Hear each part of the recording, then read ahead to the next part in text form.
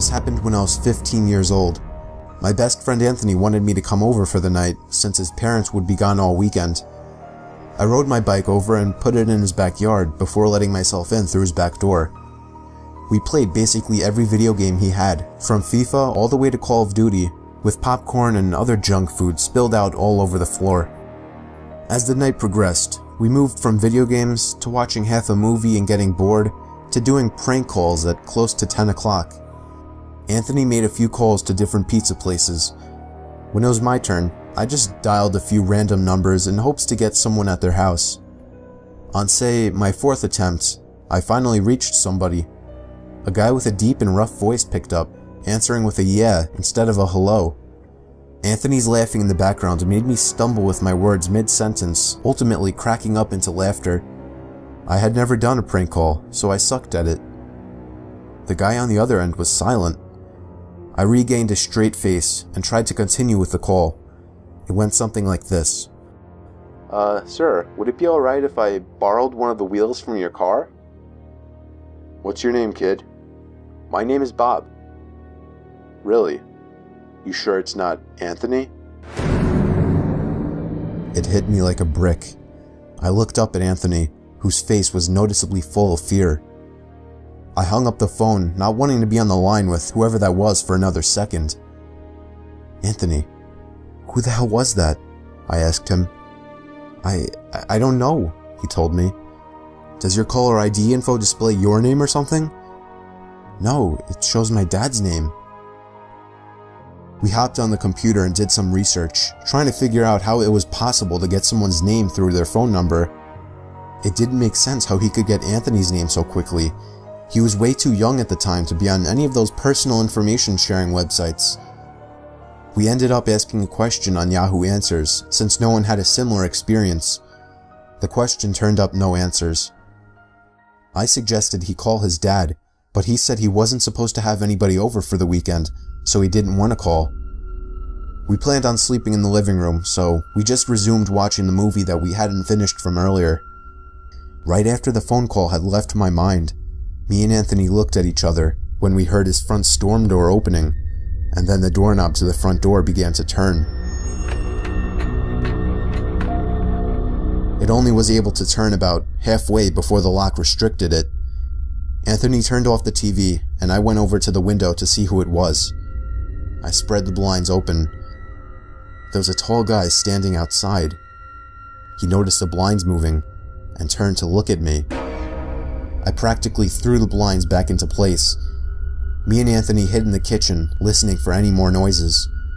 We heard the sound of the gate to the backyard opening, as it was right outside the kitchen window. God damn it, I said. I forgot to shut the back door. Anthony urged me to run and shut it. I made it to the hallway leading to his back door, and froze. There was a silhouette standing outside the back door. I don't think he noticed me, but he was surely looking into the house. He opened the door and stepped inside. I tiptoed to the kitchen and motioned for Anthony to follow me upstairs. We made it to his room as quietly as possible, pulling the door shut to avoid making any noise. We crawled under his bed. He had cloth covering the bottom of his bed, so you couldn't see anything under it unless you actually moved the cloth.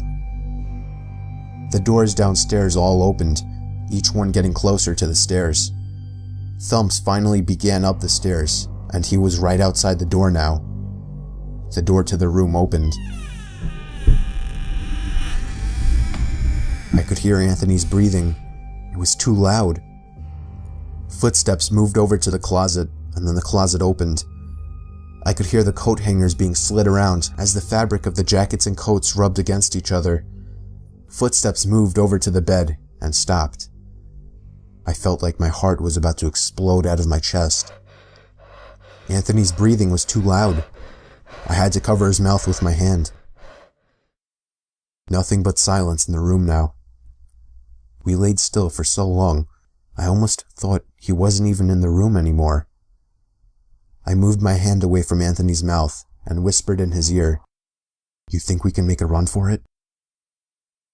He was about to answer when the most disturbing, memory-haunting scream I'd ever heard filled my ears as Anthony was seemingly dragged out from under the bed.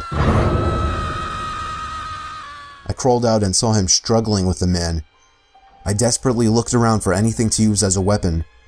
I settled with the screwdriver sitting on his nightstand. I hurried over to the man and drove the screwdriver into his back. He let go of Anthony as he let out a scream of agony, giving us time to get the hell out of the house. Running onto the road would give away our position too easily. It would take too long to make it to his neighbor's house. We dove for the tree line in the woods and took cover behind a bush, watching the house.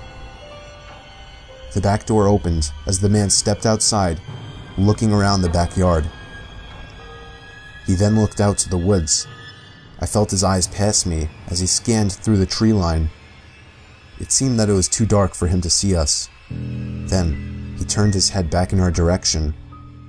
I ducked behind the bush. "Joe, he's coming." "What?" "Dude, get up, we gotta run." He was right.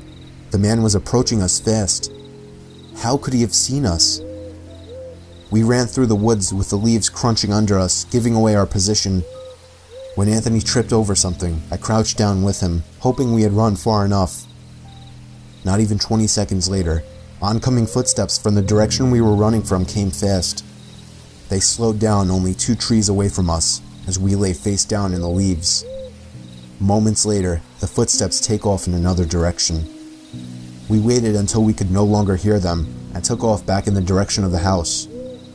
While running, over the sound of leaves crushing and my heavy breathing, I could swear I heard leaves crushing from behind us. We made it back to his backyard, into his house, and this time remembering to shut the back door. We were now able to call the police.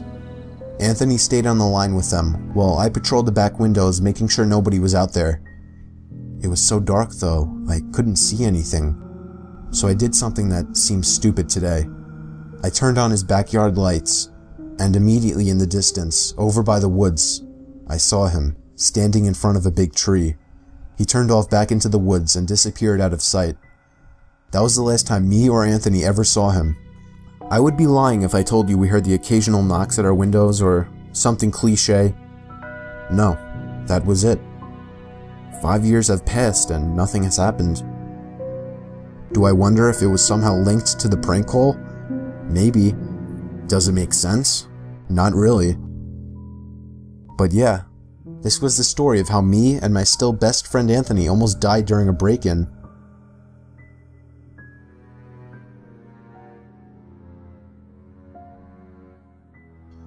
Me and my wife have had our fair share of arguments, but there was this one night that she wouldn't stop bitching over the stupidest shit. It got to the point where I forgot to put the toilet seat down, and she lectured me at the top of her lungs with an ear-piercing voice that I just couldn't take it anymore. I called my buddy Paul up, and he told me I could crash there for the night. I was exhausted, and I didn't need to deal with my crazy wife at the time. Paul had a huge house, which was another thing my wife always yelled at me about, how all my friends have nicer houses than us. We had a few beers and had a bro chat. He suggested I stay there for as long as I needed, but I assured him I'd only stay for one night. I didn't want to be a bother. I slept in one of his guest bedrooms. Surprisingly, he has 3 guest bedrooms, but has only needed to use one of them so far. He never uses the other 2 bedrooms, and only plans on using them for a party or something like that. All 3 guest bedrooms in the house are lined up next to each other, while Paul's bedroom is across the hall. It's a weird setup for sure, but it let me hear strange noises coming from the next room over. I assumed it was Paul doing something in there, but it quickly got annoying, so I decided to just walk over and see what was going on. I tried the doorknob, but it was locked. I cracked the door open to Paul's room and asked him what the noise was. He was already in bed as well. He didn't hear anything. Upon asking why he kept the door locked, he told me he always keeps those 2 doors locked as he keeps some personal belongings in there. I warned him that there was a strange noise coming from the room, and he told me to just go back to sleep, and if I continued to hear it, come back to him. So I did.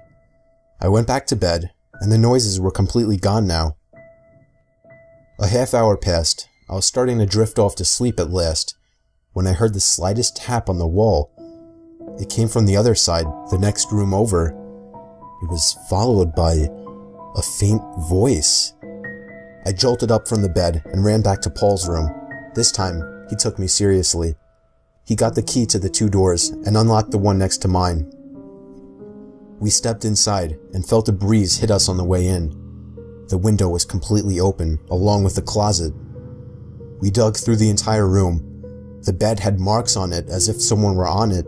The closet was full of empty bags, and his valuable belongings that were in his drawers were gone. Paul suddenly ran out to the hallway. I was confused at first, but I caught on quickly as he was checking the other room. I was right by his side as he unlocked the door to the 3rd guest bedroom, and the first thing we saw was a black figure jumping out the window onto the patio roof. Paul was about to jump out after him, but we instead both ran outside through the back door in hopes to catch him. He was gone already. It's a good thing we didn't catch him though, because what we found in this room was far more disturbing. The white sheets on the bed were stained with blood. The closet had the butcher knife he had been missing sitting on the floor with a few blood spots on it. And of course, all of his valuable belongings were gone. These people, most likely homeless and likely dangerous drug addicts, were living in his home for a little more than a week. He had even mentioned something about how fast his food goes, and yet he's so skinny when we were drinking. That made a lot more sense now. As far as we know, none of them were ever caught.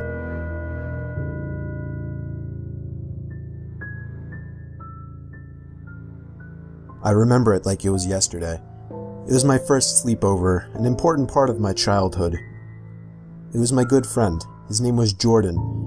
We were 10 years old. He had a huge basement where we could play video games until 1 in the morning and then sleep on the couches. Skipping the teeth brushing like 2 little rebels, we went straight to trying to get some sleep on the couches. I fell asleep with ease. I woke up at some unknown time.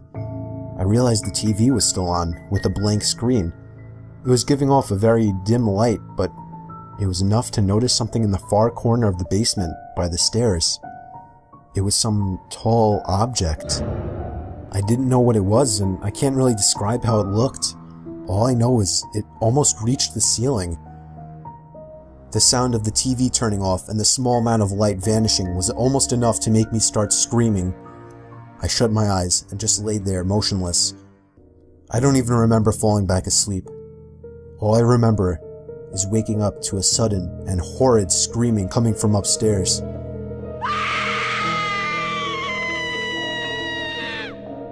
It was Jordan's mom.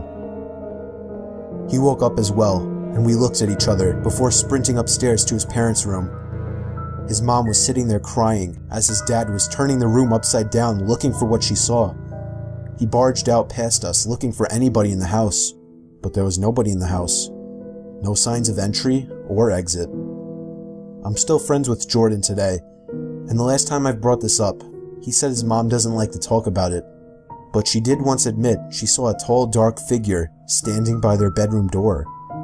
I'm undoubtedly sure that's what I saw in the basement that night.